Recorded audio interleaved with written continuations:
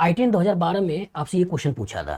Question क्या है कि the number of optically active products obtained from complete ozonolysis of given compound S. ये compound दिया हुआ है और यहाँ बोल रहा है कंप्लीट ओजोनोलिसिस। क्वेश्चन में ये लिखा हुआ नहीं है कि रिडक्टिव है या ऑक्सीडेटिव है। क्या सोचोगे? रिडक्टिव। इन जनरल अगर कुछ भी लिखा हुआ ना हो तो ओजोनोलिसिस आपको सोचना कौन सा है? रिडक्टिव। और रिडक्टिव ओजोनोलिसिस में करना क्या होता है? आपको कार्बन कार्बन डबल बॉन्ड को तोड़ना होता है। आपको कार्बन कार्बन डबल बॉन्ड को ऐसे तोड़ना है, यहाँ और यहाँ ऑक्सीजन लगाना है, ये तो करना है। और कॉरस्पॉन्डिंग जो एल्डिहाइड कीटोन बनता है वो बनाना है। क्वेश्चन क्या कह रहा है कि the number of optically active product, बस में आगे।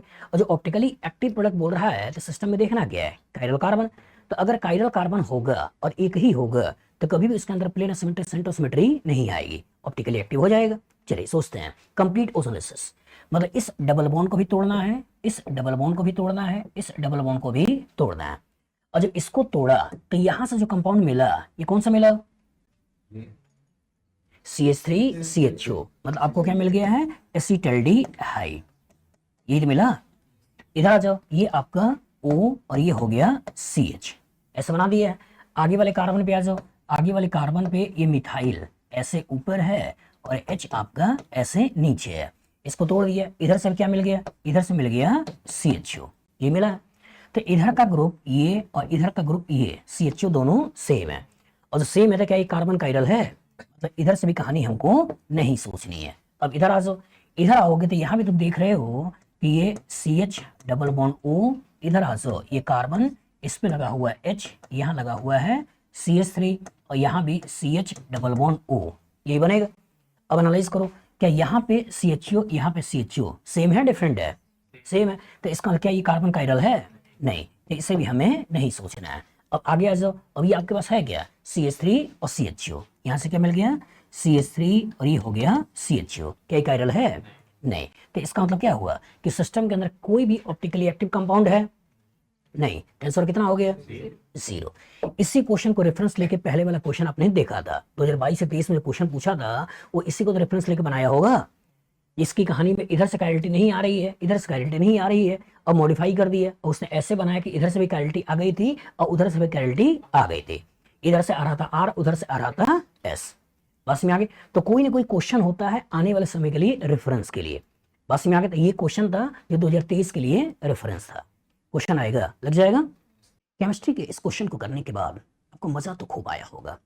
आपको लग रहा होगा कि काश कोई ऐसा पेज होता जो सर ने बनाया हो और अपने माइंड के अंदर जो थॉट्स है उस थॉट्स को हमसे शेयर कर पाएं, जिससे कि मैं एक ही पेज के कॉरस्पॉन्डिंग पूरा का पूरा ऑर्गेनिक रिएक्शन को रिवाइज कर पाऊँ। तो है बेटा, अमेज़न पे अगर आप जाते हो तो यहाँ पर मेरे द्वारा 2 पेजेस बनाए गए हैं, जिसको मैंने बोला है कैप्सूल पेज है, ठीक है, जिसका साइज 20 इंच बाई 30 इंच है। मतलब ये कुछ इस तरह का साइज का कैप्सूल पेज है, आप देख सकते हो, जिसका साइज 30 इंच बाई 20 इंच है। इन्हीं एक एक पेजेस के कॉरस्पॉन्डिंग अगर आप देखते हो तो इस पेज में पूरी ऑर्गेनिक केमिस्ट्री में जितने भी रिएक्शन हैं उसके क्या की नोट्स हैं जो आपको दिमाग में रखने चाहिए वो यहाँ पर देखने को मिलते हैं। और पूरी ऑर्गेनिक रिएक्शन में कितने केमिकल रिएक्शन आपके सिलेबस में है जिसके इर्द गिर्द आपकी दुनिया घूमती है। मतलब अगर बाउंड्री ऑफ केमिकल रिएक्शन की बात करें जो आपको पढ़ना ही चाहिए, आना ही चाहिए, उसका इंफॉर्मेशन आपको इस पर्टिकुलर चार्ट में देखने को मिलता है। अगर आपने केवल इन दोनों चार्ट को भी प्रॉपर तरीके से पढ़ लिया तो मेरी गारंटी है जो पिछले 20 सालों से मैं पढ़ा रहा हूँ आईआईटी और नीट के बच्चों को सारे के सारे क्वेश्चन लगभग इन्हीं पर्टिकुलर चार्ट से पूछे जाते हैं। मतलब इन चार्ट को जितनी बार आप रिवाइज कर सकते हो करिए और अपने कॉन्सेप्ट को एनहेंस करिए। इसको लेने के लिए आप अमेजन में जा सकते हो। अमेजन में आप यहाँ पर लर्नोफाई टाइप करिएगा तो लर्नोफाई टाइप करने पर आपको यहाँ पर मेरे द्वारा बना हुआ चार्ट दिखाई दे जाता है। अलॉन्ग विद दैट अगर आप चाहो तो और इन्फॉर्मेशन के लिए अगर आप आईटी एडवांस की तैयारी करते हो और चैप्टर के मिक्सिंग के क्वेश्चंस को लगाना चाहते हो तो आपके पास बुक है 10 का दम, जिसमें एक एक क्वेश्चन के कॉरस्पॉन्डिंग 10-10 रिएक्शन को मैंने मिलाया है और कॉन्सेप्ट एनहेंस करने की कोशिश किया है कि जिससे कि बच्चा प्रॉपर मिक्सिंग ऑफ क्वेश्चन को प्रैक्टिस कर पाए। और इसको मैंने रेफरेंस लिया है 2007 से लेकर 2024 तक के पेपर में आईटी के जो क्वेश्चन आए हैं उन्हीं के आगे ये पीछे जोड़ते हुए क्वेश्चन को मैंने फ्रेम किया है। काफ़ी अच्छा क्वेश्चन बैंक है, इसके थ्रू अपने प्रैक्टिस कर सकते हो। दूसरा, जो बच्चा मेडिकल की या आईटी की तैयारी करता है उसके लिए डीप फीस मतलब इसके अंदर 80 डिग्रीज हैं और सभी के अंदर 10-10 क्वेश्चन हैं। इसके कोरस्पॉन्डिंग 800 क्वेश्चन जो पूरी ऑर्गेनिक केमिस्ट्री को चैनलाइज वे में सिस्टमेटिक तरीके से बच्चों को नॉलेज को इनहेंस करता है और प्रॉपर तरीके से उनका नॉलेज को बढ़ाता है। मतलब कम question corresponding quality of question को देना और सिस्टमेटिक तरीके से देना। उसके बाद अगर कम टाइम है और आप चाहते हो कि पूरी केमिस्ट्री का रिवीजन कर पाएं तो यहाँ पे आपके पास 30 डे चैलेंज ये 2 वॉल्यूम में है। एक आपका वॉल्यूम 1 जो कि आईटी के लिए है और दूसरा वॉल्यूम 2 जो आपका मेडिकल वाला बच्चों के लिए है।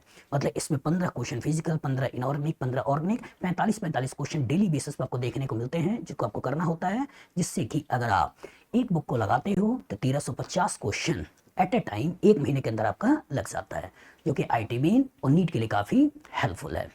और यहाँ पर आपके पास problem solving strategy of NCERT organic chemistry question, इस बुक के कोरस्पॉन्डिंग जो एनसीईआरटी के रियल क्वेश्चन है उन रियल क्वेश्चन को कैसे टैकल करना है, उस रियल को क्वेश्चन को कैसे करना है एक प्रॉपर तरीके से, एक कॉन्सेप्चुअली वे के थ्रू आपको बताने की कोशिश किया है कि किसी क्वेश्चन को अप्रोच करने का क्या तरीका होता है।